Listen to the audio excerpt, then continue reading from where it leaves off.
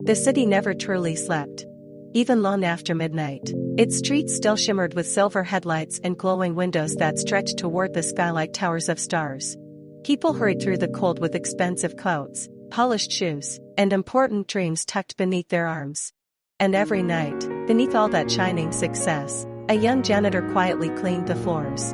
His name was Daniel. At 22 years old, Daniel believed happiness belonged to people above him, people in glass offices high in the clouds, people whose names appeared on giant signs and magazine covers, people who never had to count coins before buying dinner. Every evening, he pushed his old cleaning cart through the grand lobby of the city's tallest building while wealthy businessmen rushed past without noticing him. Sometimes he paused beside the enormous windows and stared at the glowing skyline beyond them. One day, he promised himself. One day he would become someone important. One freezing winter evening, snow drifted softly through the streets while Daniel walked home alone after work. His shoes were soaked from melted ice, and exhaustion hung heavily in his shoulders. As he passed beneath an old bridge near the train station, he noticed a small flickering fire inside a rusty barrel. An elderly homeless man sat beside it, wrapped in a patched brown coat. His silver beard was covered in snowflakes, but his eyes were strangely warm, almost glowing beneath the firelight. "Long night?" the old man asked gently. Daniel sighed.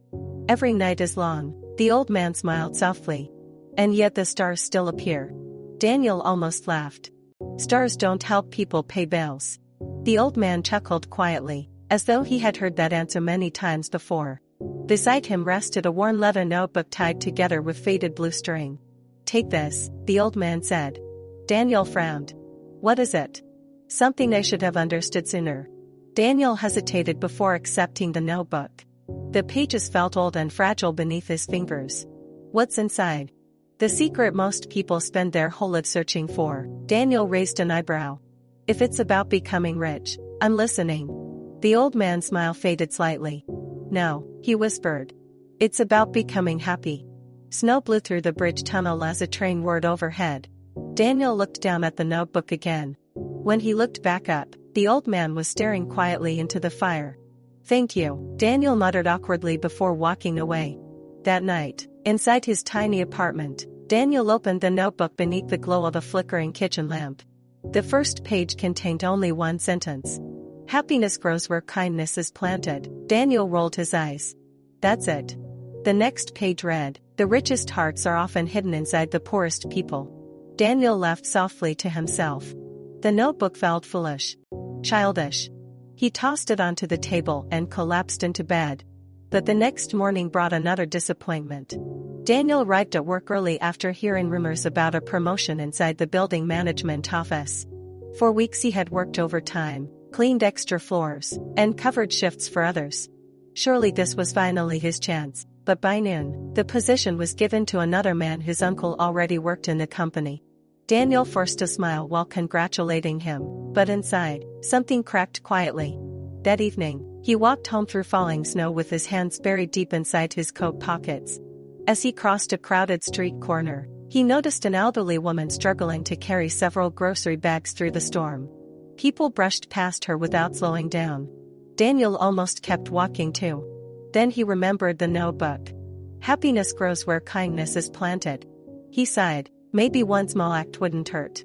He carried the woman's groceries all the way to her apartment building several blocks away. The woman smiled warmly as she unlocked her door. "You remind me of my son," she said softly. "He used to help everyone." For the first time in days, Daniel felt warmth spread quietly through his chest. Not pride. Not success. Something softer. Something calmer. The next morning, Daniel found another sentence inside the notebook. "Small lights can brighten even the darkest city." Days passed. Then weeks.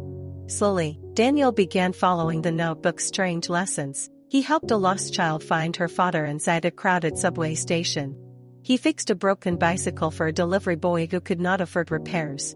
He spent part of his lunch break feeding birds beside a lonely widower in the park. And each time, something changed. Not only inside him. Inside the city itself. The grumpy bakery owner near Daniel's apartment began giving free bread to struggling families at closing time. Two brothers who had not spoken in years reunited after Daniel convinced one of them to make the first phone call. Neighbors who once ignored each other started shoveling snow together after storms. The city still looked the same from the outside. But somehow, it felt warmer, brighter, alive. And for the first time in his life, Daniel began smiling without forcing it. One snowy evening, Daniel returned beneath the old bridge hoping to thank the mysterious homeless man. But the fire barrel was cold. The old man was gone. Only footprints remained in the snow. Daniel searched nearby shelters and train stations for days. No one had seen him. One shelter worker frowned thoughtfully after hearing the description. "Silver beard?" she asked. "Brown patched coat?" Daniel nodded. The woman looked stunned. "That sounds like Arthur Bennett." "Who's that?" The shelter worker stared toward the snowy city streets beyond the window.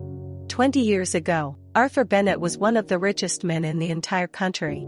Daniel blinked in disbelief. "What happened to him?" "He lost everything." The woman lowered her voice.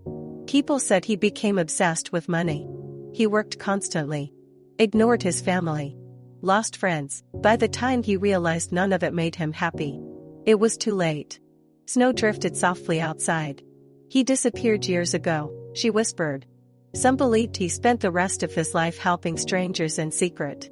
Daniel's chest tightened. Suddenly, the notebook felt heavier in his hands. That night, he opened to the final page for the very first time. Written carefully in faded ink were the words, "If this notebook reaches you, it means you still have time." Daniel sat silently for a long while. Outside his apartment window, snow covered the city in silver light. For the first time, he understood. The old man had not given him instructions for becoming rich. He had given him a second chance before Daniel even realized he needed one. Winter deepened across the city. But something beautiful was happening. People smiled more often. Strangers held doors open for one another. Restaurant owners donated warm meals during snowstorms. Children left scarves and gloves beside park benches for anyone who needed them. Kindness spread quietly from person to person like lanterns glowing in darkness. And at the center of it all stood Daniel. Not famous. Not wealthy, but loved. One final evening before Christmas, heavy snow blanketed the streets while the city sparkled beneath thousands of golden lights. Daniel stood outside the towering building where he once dreamed of becoming important. Inside, wealthy executives celebrated behind enormous glass windows. Months ago, watching them would have filled him with envy. But now, Daniel simply smiled. Because for the first time in his life, he already had everything he needed. As he turned to leave, he noticed a little girl nearby struggling to lift a box of donated blankets. Daniel walked over immediately and helped her carry them toward a crowded shelter glowing warmly at the end of the street. Around them, strangers laughed together beneath falling snow. Music drifted softly through the winter air. And high above the city, beyond the towers and lights and endless rushing crowds, the stars still appeared.